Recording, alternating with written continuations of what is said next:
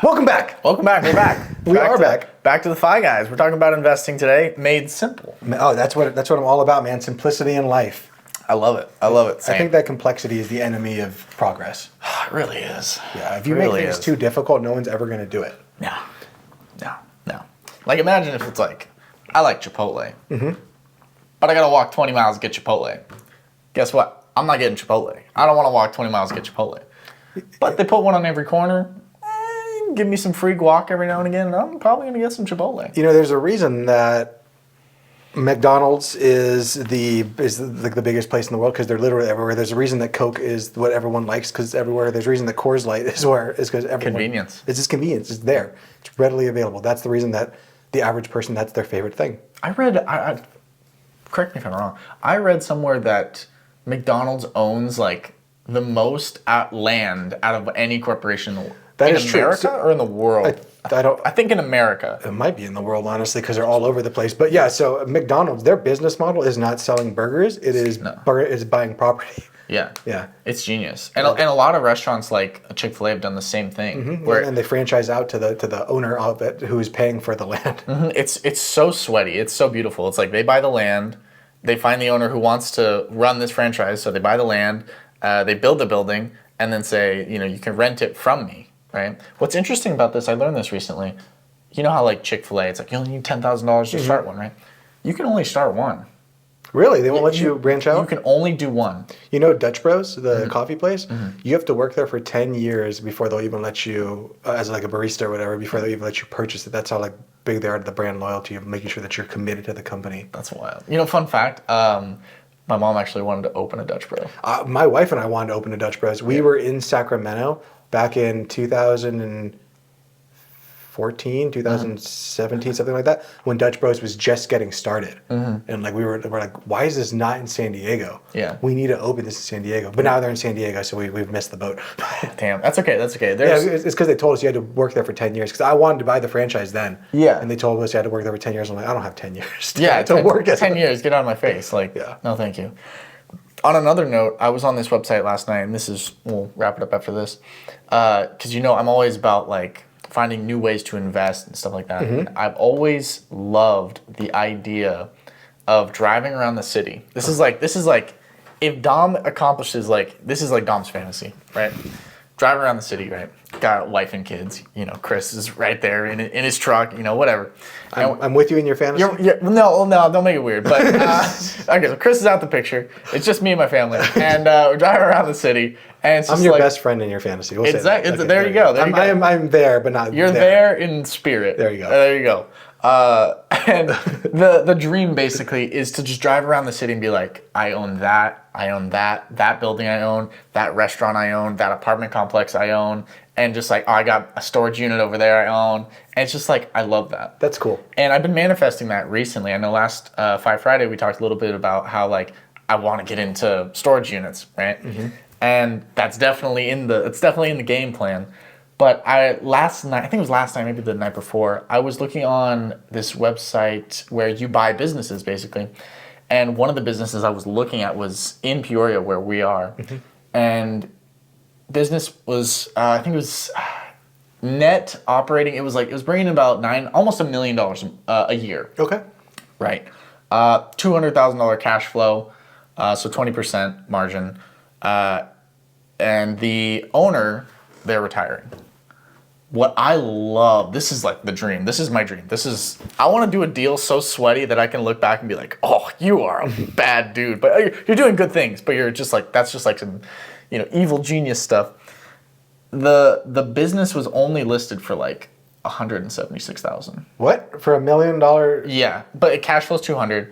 And this is my favorite part. This is what I'm learning right now. I'm getting better at. Creative financing available, which if you guys don't know about creative financing in like real estate, you can do it in real estate, you can do it in businesses, whatever.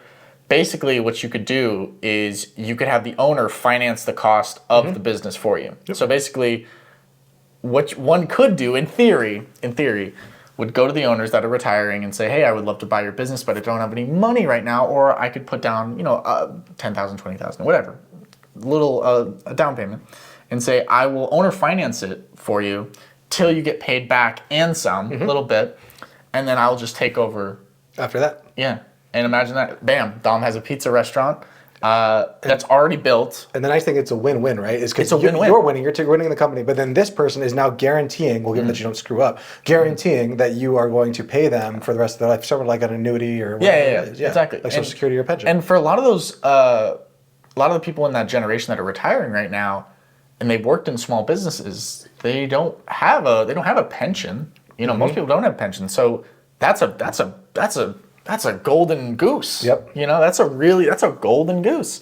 And I just love the idea of acquiring a business. We're not talking about a website. We're not talking about candy here. We're talking about a business that is cash flowing and that makes $1 million a year, cash flowing $200,000 for nothing.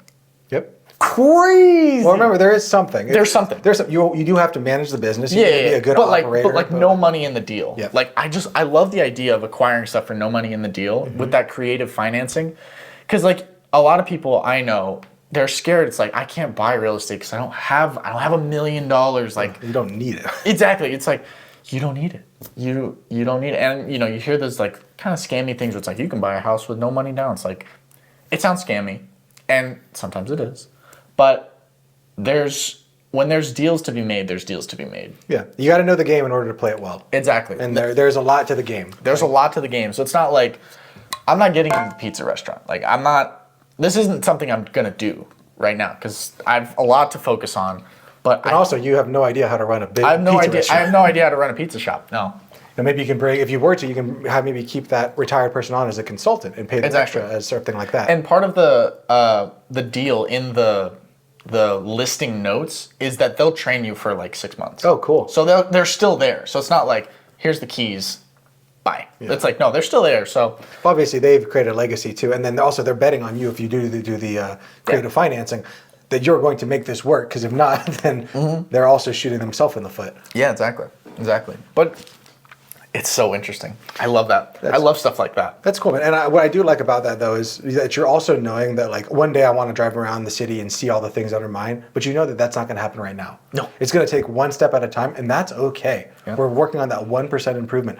You know, we're at the point that you're ready to purchase another company, but you're focusing on yourself. You're trying to become a better operator in your own businesses, trying to be better at managing people, better communicator, all these things that you're going to need one day if you decide to run a pizza shop. Yep. Run all those things. You're going to need to acquire a bunch of skills in a bunch of different areas that are all going to work together to make a unique Dom that can go through and run 20 different businesses. Yeah, absolutely. And I love that.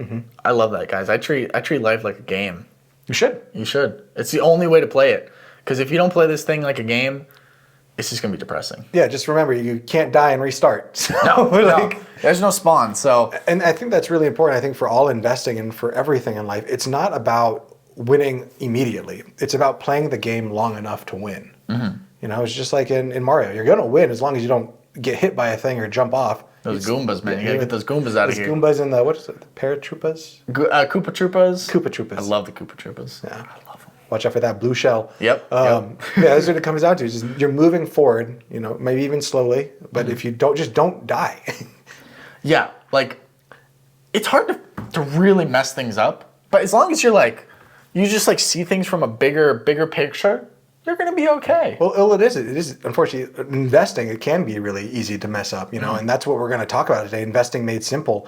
You know, providing common sense investment strategies. Too many people, they get hung up on the newest, shiniest object. You know, the cryptos, the things like that, the NFTs, and can they work out for you? Yeah, but unfortunately, by the time that you're probably hearing about it, everyone's already made their money on it, and now they're moving on to something else. We're not trying to focus on these grand slam moments. Yeah. What we're trying to focus on is just getting good, solid returns over a long enough time horizon that it's always going to work out. You're just continuing to play the game. Unfortunately, when people start going, I'm going to do options trading, I'm going to start doing leverage, I'm going to start doing this creative finance in order to make more money, that's when you, basically, to a game analogy, that's when you fall off the cliff. That's when the Troopa Koopa, whatever, gets you. Yeah. That's when Bowser smacks you down and you kind of lose the game. But by staying invested or just kind of going over a long enough time horizon, that's what gets people to win. For me, it's not that I am the smartest person. I'm not the strongest person. I'm nothing like that. But I will outwork you. I will outlive you just by continuing to try over and over again to reiterate and get a little bit better. I love that. And what I was saying, like, I guess when I was saying, like, it's not easy to mess things up, I guess from our perspective, because we've been in finance for a while, where it's like, oh, I'm not going to take out 20 credit cards. I'm not going to take out things that I'm not going to buy a bunch of things that I can't afford. Like, for us, it's like, we're not going to make big mistakes. Yeah. Or even better, like, oh, the market's down 10% and I'm down with it 10%. Yeah. I'm not gonna sell. It's fine. Yeah, because we've been in the season of it. We've been in the swing of it. We've been in the arena long enough to know it's like, oh, we'll be fine. I like to think about this for volatility of investments. Okay, let's hear it. Volatility is a fee, not a fine. So if you want to be invested, if you want to make money, if you want it to go long enough, don't think of whenever the market goes down that I'm being fined, or that I'm being punished. No, it's a fee for playing the game. Yeah. The same way that if I go to a game place and I want to shoot the gun or whatever, I have to put a fee in. Yeah. It's not a fine. I'm not saying like, oh, you want to play this game? Well, I'm going to fine you 25 cents. No, the fee is 25 cents. Yeah. That's what volatility is. It's just a fee. It's a fee to playing the game. Yep. But that game is what allows you to win. Yeah. If you don't play the game, you can't win. Yeah. They do that. They have that saying on the Arizona lottery. It's like at the end of their commercials, there's like, can't win if you don't play. And it's like, it's the same kind of thing. It's like, you got to be in the game to win the game. And that's true. I mean, that's 100% true. You cannot win the lottery if you don't play the game. No. But unlike the lottery, where you have a near 0% chance of winning, I heard this earlier. In order for you to tell the one person that won, you would have to have everyone who didn't win say, I didn't win, and that would take like 3 years if you were to have them, every single person that didn't win the lottery, say, I didn't win. Like you lined them all up. Lined them all and that up, was yeah. I didn't win, I didn't win, I didn't win. For the one person that says, I did win, that only takes a second. But for the people, for that, it would be like 3 years of people continually saying, I didn't win. Yeah, I saw this mathematician who's saying, like, if you buy one ticket and then you buy another ticket, you say, oh, I double my chances. And she's like, no. Hashtag girl math.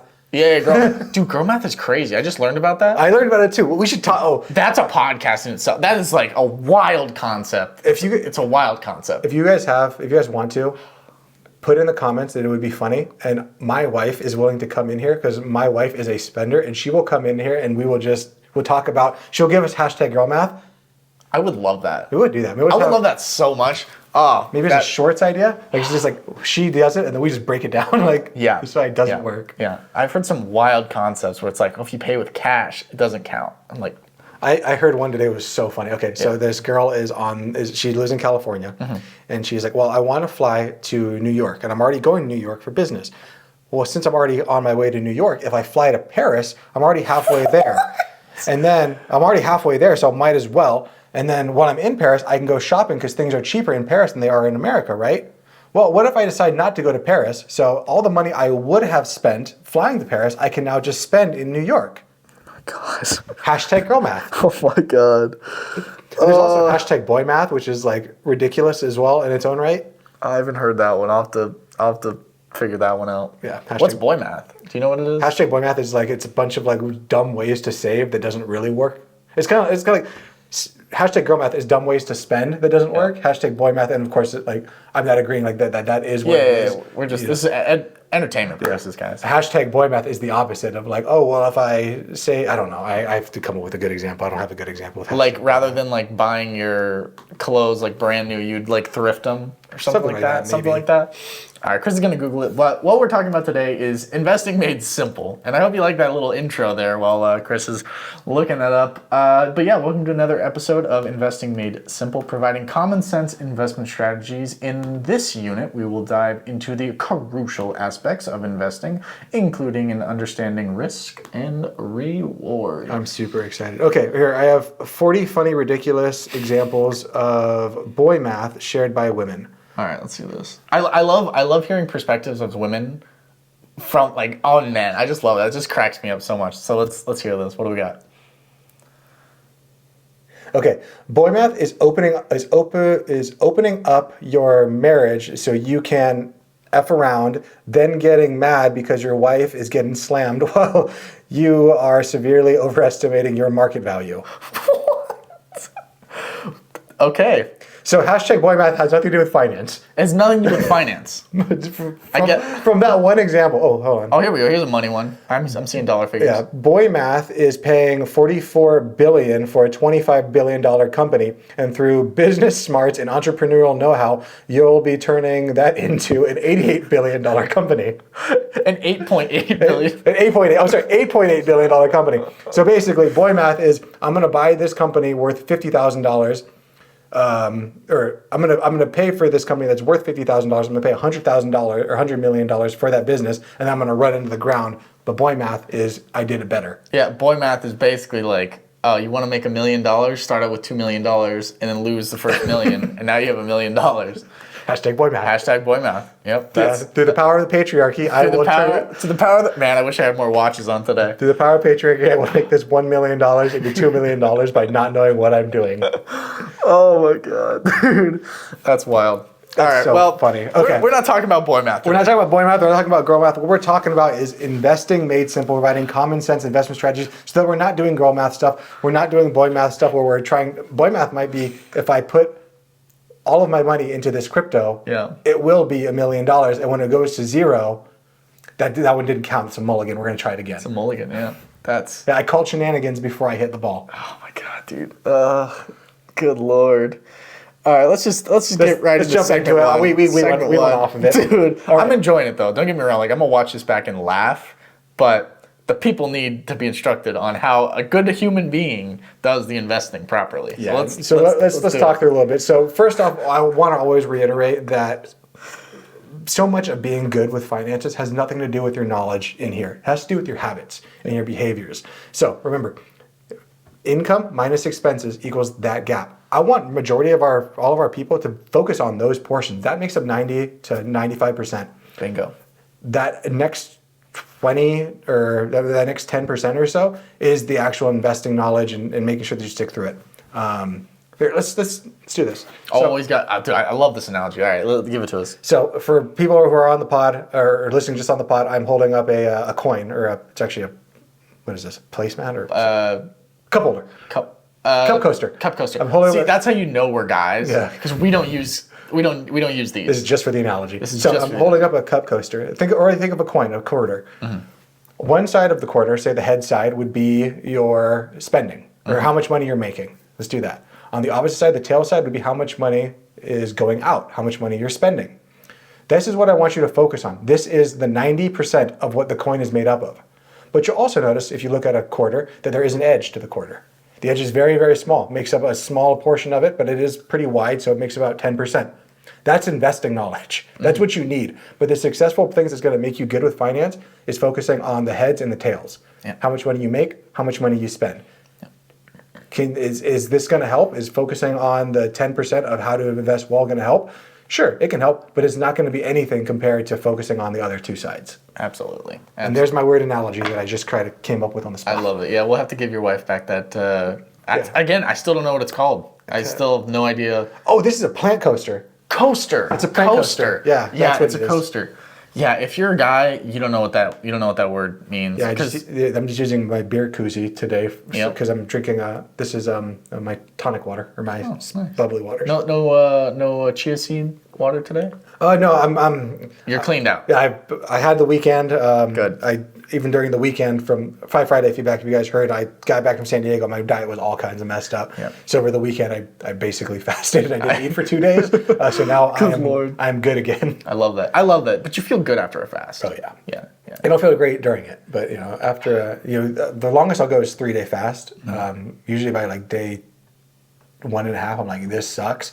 And then by like day 2, I'm like, okay, I'm good. And then by day 3, I'm like, all right, I'm fine again. Do you think you'll ever challenge yourself and do like a week or longer? I probably could, but I've never had to. I mean, there's no reason. Why not? Yeah. One time my mom did a 40-day fast. Really? For Lent. She gave up food and it was like just like juice, coffee, stuff like that. I think that's important to give up what you fear. There was Seneca, who was an ancient philosopher. He would often go out and once a month and live amongst the common class or amongst the poor people to show himself that this is what you're afraid of. Interesting. God, I love stoicism. Yeah, me too. I love that. We need to talk more about that. But let's emphasize more the goal of money and making it work for you. Yeah. Like, just before you get into your next point, if you don't make money work for you while you're sleeping, it's not gonna work out. Correct? Is that my base with that? Again, you are trying, when you invest, you're trying to create a stream of passive income.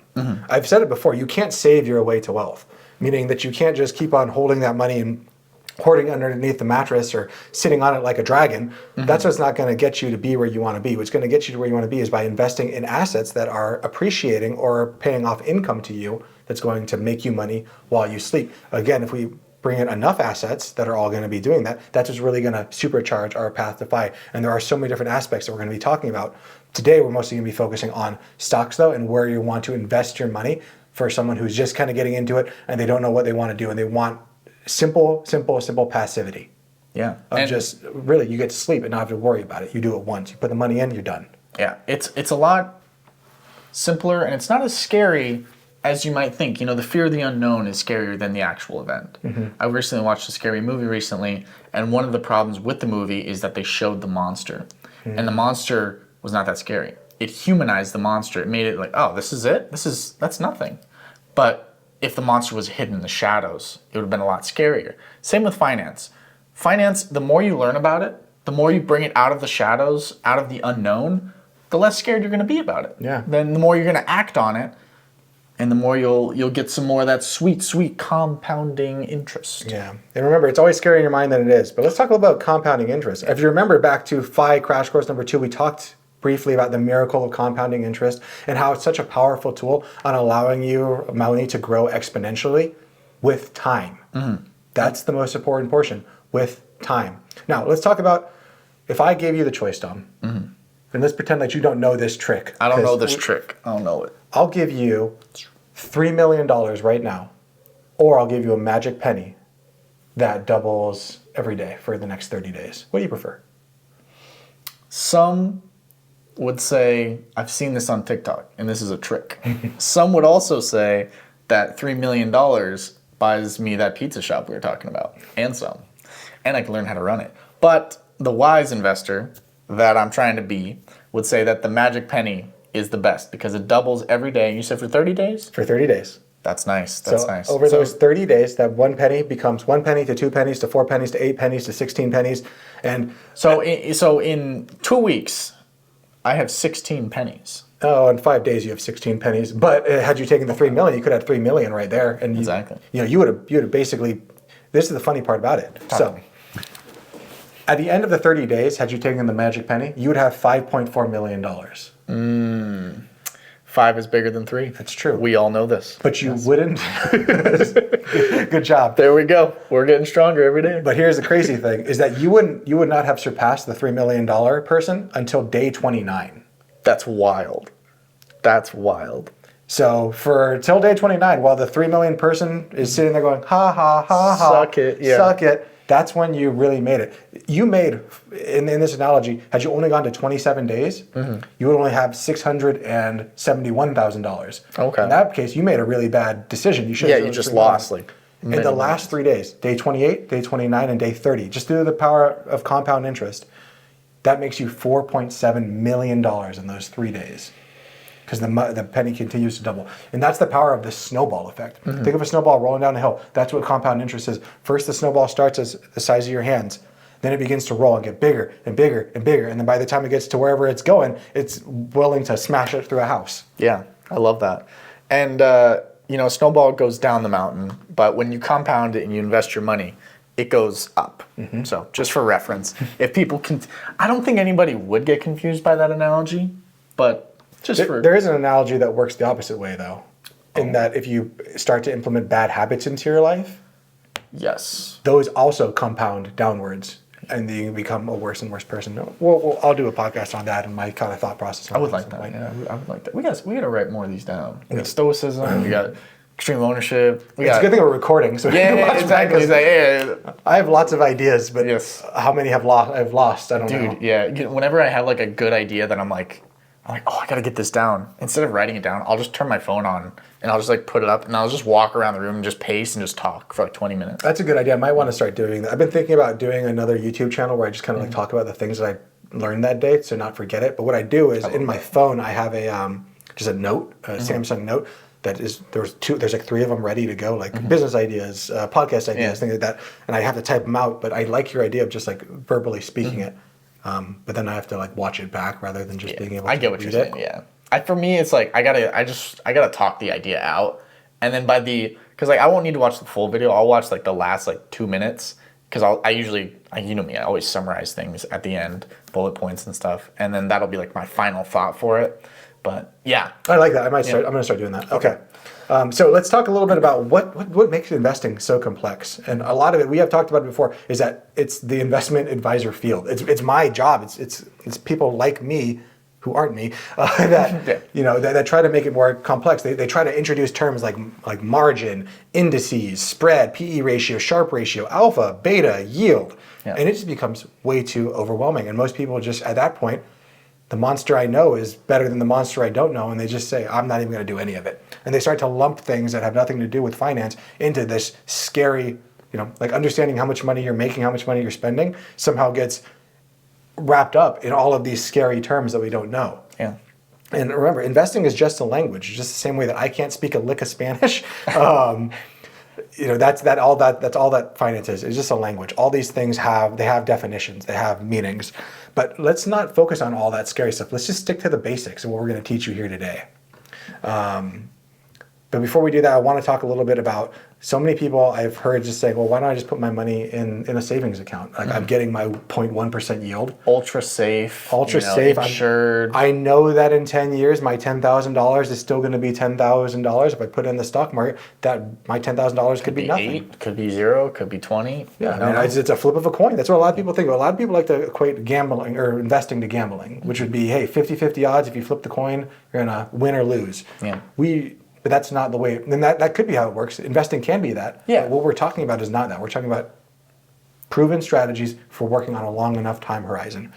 So for people that say, like, I'm just going to put my money in a low yield investment, put in bank CDs, put it under the mattress, I know I'm going to have it, you are still taking on risk. That risk is known as inflation risk. Inflation, historically, from the 2000 to around 2020, was basically at 0. So a lot of people, unfortunately, got used to not having inflation. God, those were good days. Those are beautiful days. Gas, housing. Yeah, gas is kind of funny because gas does fluctuate, so people are used to it, but people are always used to gas going up and then going back down, going up during the summertime, down during the wintertime. Yeah. Now, inflation is stuck with us. So now remember 2 years ago when a carton of eggs used to be $2, $3, now it's $10, but people are still waiting for it to go back down. Yeah. But unlike gas, unfortunately, when prices like those go up, they stay elevated and they don't go back down. Yeah, because we're like coming into winter and it's still like 4:30. So gas is probably going to continue to wax and wane because it does. But it is what it is now. But to sit there and say I'm just going to put my money under the mattress and it's going to be safe, will you still have that $10,000 in 10 years? 100%. But that $10,000 will only maybe purchase you $7,000 worth of things. Or less. Yeah, so that's what we run into is you run into the issue of purchasing power not keeping up because we want it to be too safe. Yeah, because if it's the investment vehicle is too safe, like you wouldn't want all your money in bonds or treasures, it's just not going to outpace inflation. Nope. So you're basically, rather than doing something you think is good, which is good per se, it's just not the right strategy. Interesting. Yeah. So we always need to emphasize the balance between risk and reward, right? Absolutely. So there's risk on both sides and there's reward on both sides. On the reward of purchasing just bonds and sticking safe is you're going to have that same money. Yeah. But the risk is that it's not going to keep up with purchasing power. No. When we purchase stocks and equities, we have the risk that it's going to go to 0. But we have the reward that it's going to outpace inflation and continue to grow. And we're going to talk a little bit about what are some good investments, what are things that we can invest in that we have with the highest reasonable certainty that we can, that these things are going to continue to go up. Absolutely. Yeah, I think, the stock market can be a little bit scary, but, it's like a roller coaster. Yeah, and sometimes roller coasters can be scary, right? They have a lot of ups and downs. I always think of the stock market kind of like a EKG machine, the beep, beep, beep. That's what the stock market is. It has these current blips of ups and downs, and it looks really, really wild. But and try this if you're listening at home and you're near a computer or on your phone. Just go ahead and pull up the S&P 500 chart. Zoom in on any hour, any day, any minute, and you're going to see that it looks like an EKG machine. It's all like a wild EKG machine. Yeah, like someone in like, having like heart palpitations. It's all over the darn place. But if you do that, just go to the 1 day, look at how it's all over the place. Now press on the far right side where it says year to date or 10 years, 5 years, 100 years, and you're going to see that EKG now has begun to smooth out and be a smooth line up and to the right. And that's the power of long-term compound interest and long-term investing. That's amazing. That's amazing. Yeah. You know, when you can look at the past to use it as future predictors in that sense, it kind of takes a little bit of the fear away. Yeah. Because we never really know. I mean, if there's ever a person that you meet who's a financial advisor who says, oh, I know exactly what the market's going to do. I'm going to do this and get away from it. Run away. No one knows what the future holds. Doesn't matter. But what we can do is be reasonably certain. Yeah. Reasonably certain. Reasonably. Not 100%. Not 100%. But reasonably. But again, that's why we're focusing on this portions. Again, for people who are on YouTube, we're focusing on how much we spend, how much we make. We're focusing on our habits because we can't always be focused on what the market's going to do because the market is going to move up and down. At some point, I'll introduce the concept of Mr. Market because it's going to move around. It's kind of that crazy neighbor that's doing random stuff. Yeah. What is this Mr. Market? Okay, I'll talk about it. Yeah, let's see. I want to hear this. It's kind of a funny little thing. So Mr. Market was introduced by Benjamin Graham, who is the father of modern day value investing. Value investing is what I originally learned how to invest with before I kind of branched out into other options. But Mr. Market, think of a crazy neighbor. Okay. And he wants to buy your house. Okay. So some days your crazy neighbor is going to come over and say, Dominic, I really want your house. I'll give you $1 million for it. And you go, oh, that sounds like a pretty good deal for my house, saying it's valued at $500,000. Yeah. That sounds like a good deal. But then the next day, Mr. Market, again, he's a little crazy. So he's going to come back the next day and go, you know what, Dom? I think your house today is worth $200. It's pretty wild. That is, and then the next day he might come back and say, you know, I think your house today is worth $600,000. That's basically what the market is. It's constantly moving in and up, going crazy. That's Mr. Market. Yeah. And because Mr. Market is run by two things, fear and greed. But fear and greed of so many different people all investing into the market. Yeah.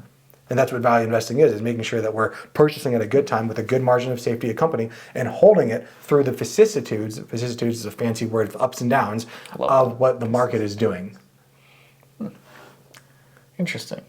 Yeah, I love that. I love that analogy. Yeah. I love that. So what I'm trying to really do is just emphasize the need for a long-term approach here.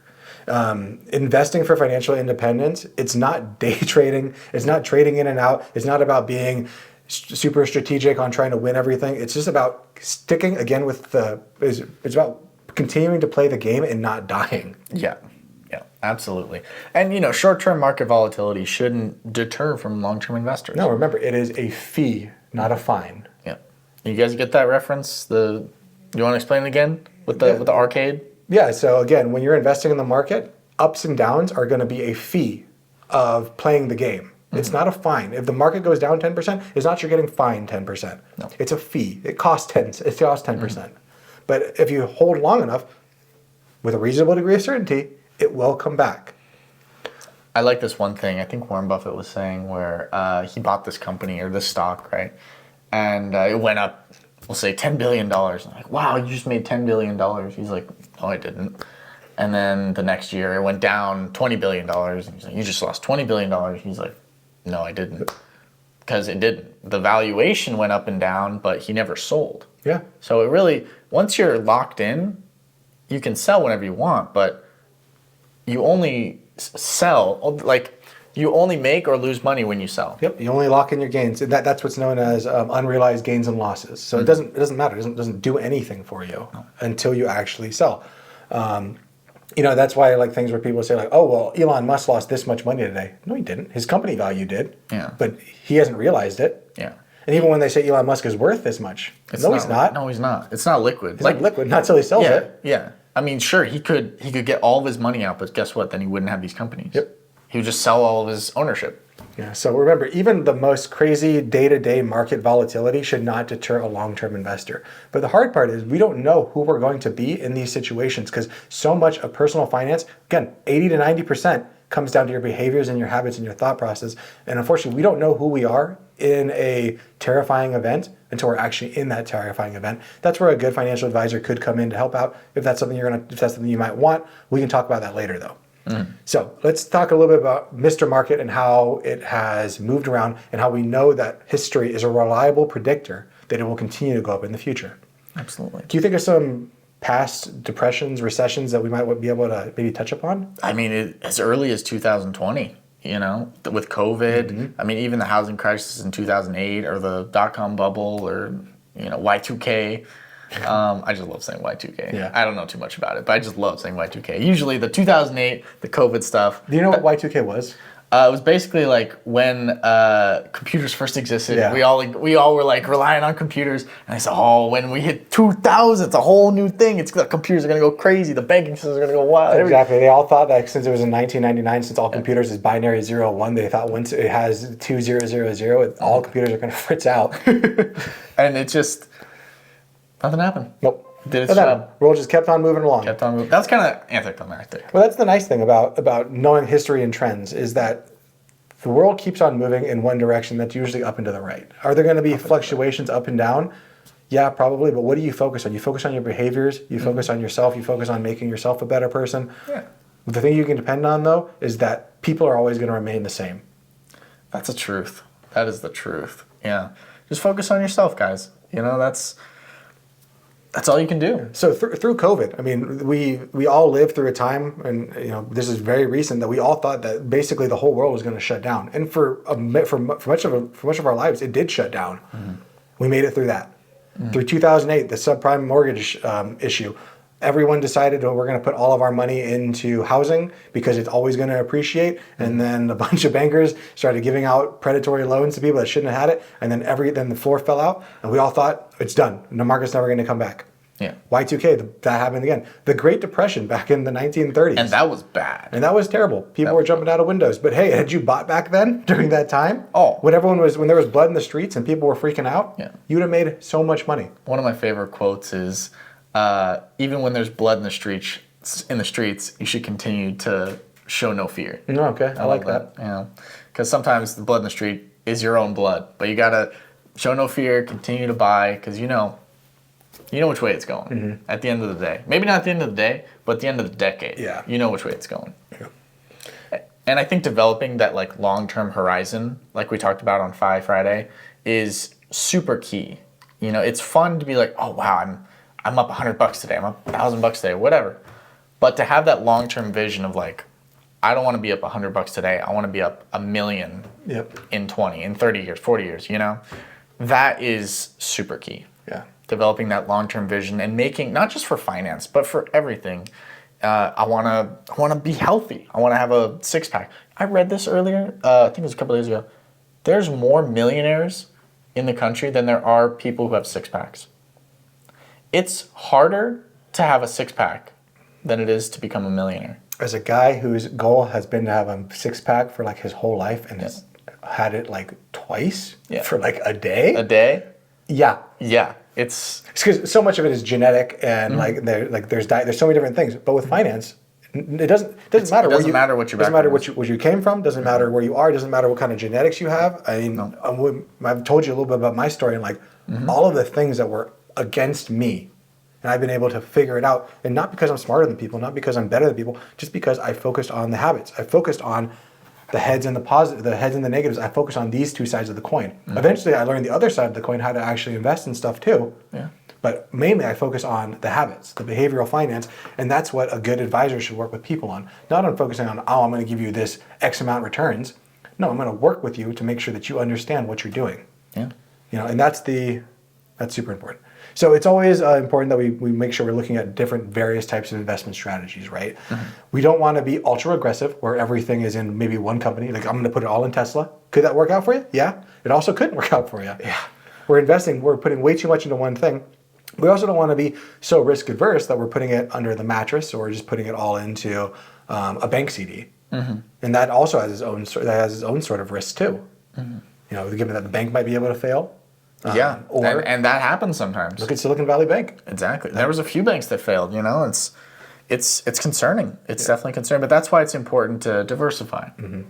Yeah, but the market always offers opportunities to various investment strategies, and that's really where a good advisor might be able to help somebody out if they're curious on those types of things. But what we're talking about is the importance of being persistent and patient. And remember, this is going to be a two-part episode, so on this episode, we're not going to go directly into what the investments are today. Right now, I really want everyone to really come to the conclusion that the market goes up on the long term. So what are we going to do to invest in the market? And we'll talk about that next time. But we always need to encourage patience and persistence. Long term, we can weather any storm. Doesn't matter what sort of uncertainty, given that we're willing to just continue to move forward. Absolutely. And you think that I gotta have it figured out by like 18, by 30, by 40, by 50. It's like, no, it's figuring out certain things are important. What your diet is, what you do for work, all that stuff. But like Warren Buffett, he didn't become a billionaire till he was older, like a lot older. I mean, when did he become a billionaire? It was Warren Buffett didn't become a billionaire until he was around 56. 56, yeah. And you think of him now, he's worth over 100 billion or something like that. And it's the power of patience. Like you were talking about off the pod, he is the tortoise in this scenario. He's not the hare. If you guys know that story. If you guys don't know that story, I don't know where you grew up. I don't know where I don't know, I'm sorry. That it's not like a crazy story, but it's just like the tortoise and the hare. It's who wins the race. Well, think about this. Warren Buffett is the CEO of Berkshire Hathaway, which is one of the largest conglomerate companies in the world. He is touted as one of the greatest investors of all time. The Oracle from Omaha. The Oracle of Omaha. It's a cool name. Yeah, it is. Damn, we need cool names like that. But Warren Buffett is not the greatest investor ever. There are other investors who... I really want to name a bunch of names because a lot of them are quant guys, but they, over the last 20 years, like Warren Buffett, over Warren Buffett's investing time, he typically returned 15 to 25%. There are people over the last 20 years who have returned above 50% every year. Yeah. They are way better, but what they don't have over Warren Buffett is his 92 years of investing experience. 93 years now, I think he's had a birthday. Yeah, 93 years of doing that. Warren Buffett, at your age, Dom, only had maybe $25,000. So I'm ahead of Warren Buffett. There you go. Plus, I have Chris. Yep, you have me. Plus, I have the internet. Plus, I have you guys. We have you guys. Think about this. Warren Buffett at 56 had $1.4 billion. He finally hit his billion. And then at 59, 66, a decade later, $17 billion. A decade later, or let's say 5 years later, at 72, he had $36 billion. At 83, a decade later, $60 billion. Another decade later, at 93, $110 billion. That's the power of compounding. Those numbers are continuing to double and double and double. I hope he lives to 120. I want to see that chart go up. I hope he lives to 122 because I'm really worried about the succession of Berkshire Hathaway when he passes away. I know that there are two really good guys in there, I think Chuck and Terry, who are working to continue that legacy. We're going to see what happens. But this is the reason that we're focusing this entire podcast on just telling you that the market always moves up and you just need to have that long-term time horizon is because it's so important. Because so many people think I could definitely deal with a 10% correction. I could deal with seeing my money. That's not even your money yet. You haven't bought or sold yet. Say I have $100,000 in the market. If it went down to 90, everyone says, I'd be fine. It doesn't matter. But as a professional who has worked in this industry for a long time, people can't handle that. No. A 10% correction and they're trying to sell immediately. Warren Buffett says, only when the tide goes out do you see who's swimming naked. We don't know who we are until we're in those situations. Yeah. And that's where it becomes really important to maybe working with an advisor, because an advisor can make up their fee by keeping you in the market during one downturn and having you not sell. A good advisor shouldn't focus on how we're going to maximize your returns. I mean, obviously, that should be a portion of it. Yeah, of course. But they should be focusing on your investment psychology, on your investment, on your behaviors to make you successful over the long term. So find an advisor if that's something you want to do. If you want to, you can always reach out to me, Chris at Monzon Wealth. I'm always here. Or you can just reach out into the comments. We can do it that way. But remember, market goes up on the long term. Daily vicissitudes, ups and downs, we should not concern us. Majority of our audience are in their 20s to 30s. Yep. Our time horizon is very, very long, and we're right there alongside you. Yep. I was there during COVID. I saw it go down 30%. I freaked out too. It's okay. We all freaked out. But I knew that this is just this is a fee of playing the game. Yeah, absolutely. I mean, there's no better way to put it. There's really no better way to put it. You got to get in the market. Mm-hmm. You got to stay invested. It's as simple as that. It really is. And remember, we want to keep a long-term perspective, and then tune in next week when we're going to talk about what the FI guys actually recommend investing in order to have long-term success. But before we do that, I want to give a little bit of an assignment for the week. Yes, sir. Let's see it. What we talked about at the beginning of it is that this all seems so scary. Everyone gives big, scary words and intimidates people. What I want you to do for this homework, you can go to Vanguard, you can go to Fidelity, you can go to Charles Schwab, any large custodian. I started out with Vanguard, not endorsing them, but that's who I started out with. Currently, my clients are with Schwab. That's who I use as my custodian for my advisory services. So whoever, they all work, they're all good. And open up a normal brokerage account if you don't have one already. If you already have a normal brokerage account, maybe consider opening up either a traditional or a Roth IRA. Again, if you don't know what these things are, you can go back and listen to our podcast. I don't remember what number it was. Actually, I do know. Number 6, about understanding different investment vehicles to kind of learn about that. Or if you want to, reach out to me, chris@monzonwealth.com, or you can reach out inside the comments. I would be happy to set up a time to talk with you. I'd be happy to talk with anyone to at least put you guys on the path. That's the reason I do this. I really want to be able to give service to you guys and be the person that I needed a decade ago. Yeah, that's awesome. Yeah, because we've learned about the compounding interest and how magical of a thing it really is. It really is. You know. But again, compounding interest means nothing if you don't have the time horizon. No. Think of the magic penny I did, taking it back to Warren Buffett and how much money he's made just in the last 30 years. Mm-hmm. Just like the magic penny doubling at day 27, you only have $671,000. Those last 3 days from day 27 to day 30 makes you $4.7 million. Crazy. Compounding interest is a magical thing. Mm-hmm. So really focus on the long term, having a long-term perspective. If you are younger, if we're older, if we're already in retirement, that's a different story. Mm-hmm. And I'm here for you too. I can help you with that as well. But right now, a majority of the FI Guys audience and who are really geared towards and who I'm trying to help, because that's what I needed when I was younger, is the younger people. And the younger people have a long-term time horizon. Yep, absolutely. Well, I think that's it for today's part 1. Part 1, part 2. Next week, we're actually going to be talking about what actually to invest in, because I know a lot of it today was just repeating the same thing over and over again. But also building a foundation on how you should view the market. It is so important that because I could tell you exactly what to invest in, but if you don't believe in it, it doesn't matter, because when it goes down 5-10%, you're going to be like, oh, Chris was wrong. See you in the comments. Yeah, see you in the comments. See you in the comments. We're going to tear you up, dude. You're dead. You're dead. All right, guys. So alrighty. Please like, subscribe. We're on all the major channels, YouTube and Spotify. You can subscribe to those. That'd be amazing.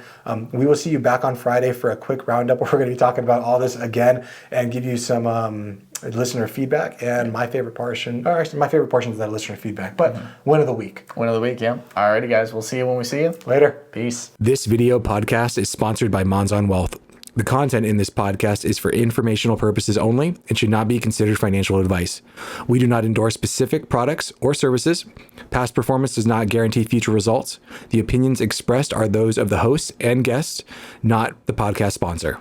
It is crucial to consult with a qualified financial advisor or professional who can provide advice tailored to your specific needs before making any financial decisions, investments, or taking any other actions. If you are seeking specified help, you can reach out to Chris at monzonwealth.com.